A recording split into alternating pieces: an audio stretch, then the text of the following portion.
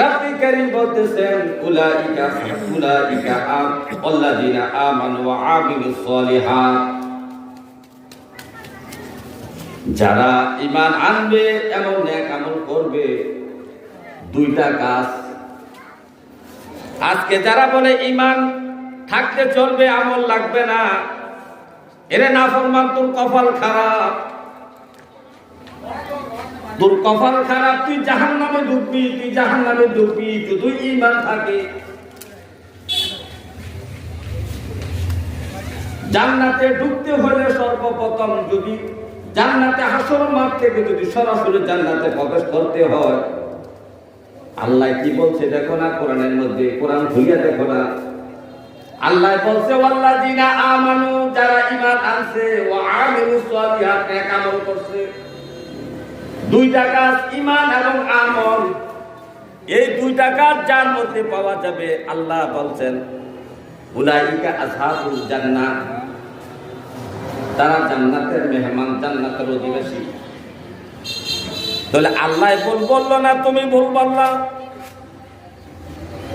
আল্লাহ বলছে ঈমানও লাগবে, আমলও লাগবে, আর তুমি বলো ঈমান থাকলে চলবে, আমল লাগবে না।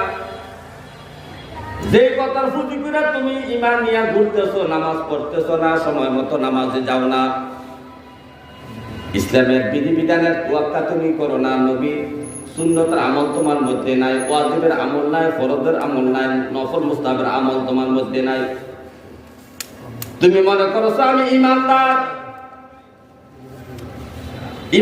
আমি জান্নাতে চলে যাব। আরে জান্নাতে যাইবা তো ঠিক আছে, এই ইমানদার কোন প্রকারের জান্নাতি হবে? জাহান্নামের শাস্তি মুখের পরে নবীর শাফায়াতে তুমি জান্নাতে যাইবা। কিন্তু জান্নাতে যাওয়ার আগে যে তুমি জাহান্নামে প্রবেশ করবা, এই জাহান্নামের শাস্তি তুমি কতটুকু ভোগ করতে পারবে? এই শাস্তি ভোগ করার কতটুকু শক্তি ক্ষমতা তোমার আছে? হে আমার ভাইও,